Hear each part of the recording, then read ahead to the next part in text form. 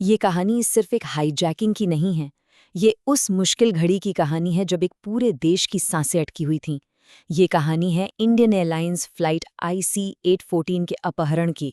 एक ऐसी घटना जो हमें बताती है कि जब हालात बेहद मुश्किल हों, तब बातचीत ही सबसे बड़ा हथियार बन जाती है। सोचिए, 24 दिसंबर 1999 इंडियन एयरलाइंस की फ्लाइट IC-814 नेपाल से दिल्ली के लिए उड़ती है, लेकिन अपनी मंजिल पर कभी नहीं पहुंचती। बीच हवा में ही लगभग 180 लोगों की जिंदगी एक झटके में बदल जाती है, क्योंकि उस विमान को अगवा कर लिया जाता है। इसके बाद जो हुआ वो पूरी तरह से अफरा तफरी का माहौल था। विमान एक देश से दूसरे देश भटक रहा था। नेपाल से अमृतसर पहुंचा, जहां अपहरणकर्ताओं को लगा कि कोई सरकारी एक्शन हो सकता है, तो वो फिर से उड़ गए। फिर पाकिस्तान और दुबई में थोड़ी देर रुकने के बाद विमान आखिरकार तालिबान शासित अफगानिस्तान के कंधार में उतरा, और यही जगह इस पूरे संकट का सेंटर बनने वाली थी। अब कंधार की जमीन पर भारत के पास कोई मिलिट्री एक्शन का ऑप्शन लगभग था ही नहीं। यहाँ सारा का सारा दारोमदार एक ऐसे शख्स पर था जिसे इस नामुमकिन सी लगने वाली सिचुएशन को सुलझाने के लिए भेजा गया था, क्योंकि ऐसे हालात में आपका अनुभव ही आपका सबसे बड़ा हथियार होता है। इस मिशन के लिए जिन्हें चुना गया वो थे मुख्य वार्ताकार अजीत डोभाल।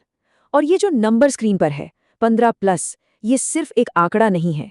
1971 से 1999 के बीच डोभाल 15 से भी ज्यादा अपहरण की घटनाओं को डील कर चुके थे। मतलब ये कि उनका तजुर्बा, उनका अनुभव ही इस मिशन में भारत का सबसे बड़ा दांव था। लेकिन देखिए, बातचीत की टेबल पर पहुंचने से पहले ही भारत सरकार कई मुश्किलों में फंसी हुई थी। एक तरफ तो यात्रियों की जान का सवाल था, और दूसरी तरफ हालात ऐसे थे कि कोई भी सीधा एक्शन लेना लगभग नामुमकिन था। चुनौतियां एक नहीं कई थीं। विमान खड़ा था तालिबान के कंट्रोल वाले कंधार में, एक ऐसी जमीन जहां भारत का कोई दोस्त नहीं था। अगर कमांडो ऑपरेशन का सोचते भी तो पाकिस्तान अपना एयर स्पेस इस्तेमाल करने देता, इसकी कोई गारंटी नहीं थी। और देश के अंदर मीडिया और परेशान परिवारों का दबाव लगातार बढ़ रहा था। तो कुल मिलाकर बातचीत के अलावा कोई रास्ता बचा ही नहीं था। और अब हम आते हैं इस संकट के सबसे अहम हिस्से पर, वो दिमागी जंग जो कंधार में अजीत डोभाल की टीम और अपहरणकर्ताओं के बीच चली। एक ऐसी बातचीत जिस पर 180 लोगों की किस्मत टिकी हुई थी। बातचीत शुरू कहाँ से हुई और ख़त्म कहाँ पर हुई, इसमें ज़मीन आसमान का फ़र्क था। अपहरणकर्ताओं की पहली डिमांड थी 36 आतंकवादियों की रिहाई और साथ में $200 मिलियन। और फाइनल डील क्या हुई? सिर्फ 3 आतंकवादी और एक भी रुपया नहीं। ये बातचीत की ताकत थी। तो सवाल ये उठता है कि इतनी बड़ी मांगों को इतना कम आखिर किया कैसे गया? इसका जवाब छिपा है डोभाल की उस स्ट्रैटेजी में, जिसमें उन्होंने समय को ही एक हथियार बना लिया ताकि अपहरणकर्ताओं के हौसले पस्त किए जा सके। ये पूरी रणनीति मनोवैज्ञानिक थी। पहला उसूल था अपहरणकर्ताओं को बार बार अपनी मांगे बदलने से रोकना। उनसे कहा गया, पहले आप तय कर लीजिए कि आपको चाहिए क्या, ताकि बातचीत का एक ठोस आधार बने। और फिर सबसे बड़ा दांव था समय का इस्तेमाल। बातचीत को जानबूझकर लंबा खींचा गया। हर गुजरता दिन अपहरणकर्ताओं के हौसले तोड़ रहा था, उन पर मानसिक दबाव बना रहा था, और इसी से सौदेबाजी में भारत की पकड़ मजबूत होती जा रही थी।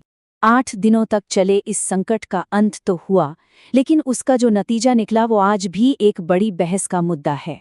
आखिरकार सरकार ने 3 कुख्यात आतंकवादियों को रिहा करने का फैसला किया, और बदले में सभी यात्रियों को सुरक्षित वापस ले आया गया।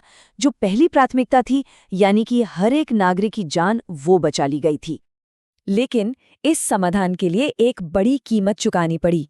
इसे बहुत बड़े पैमाने पर भारत के लिए एक कूटनीतिक झटके के तौर पर देखा गया, जहां देश को आतंकवाद के सामने झुकना पड़ा। हाँ, जाने तो बच गई, लेकिन इस सौदे ने भविष्य के लिए एक खतरनाक मिसाल भी कायम कर दी। और यहीं पर आकर ये विश्लेषण हमें एक बहुत बड़े सवाल पर छोड़ जाता है। एक ऐसी सिचुएशन में जहां हर फैसला गलत लग रहा हो, जहां कोई अच्छा ऑप्शन हो ही नहीं, वहां सफलता का असली मतलब क्या है? क्या सफलता बचाई गई जिंदगियों की गिनती है, या फिर देश के सिद्धांतों पर टिके रहना? इस पर सोचने की जरूरत है।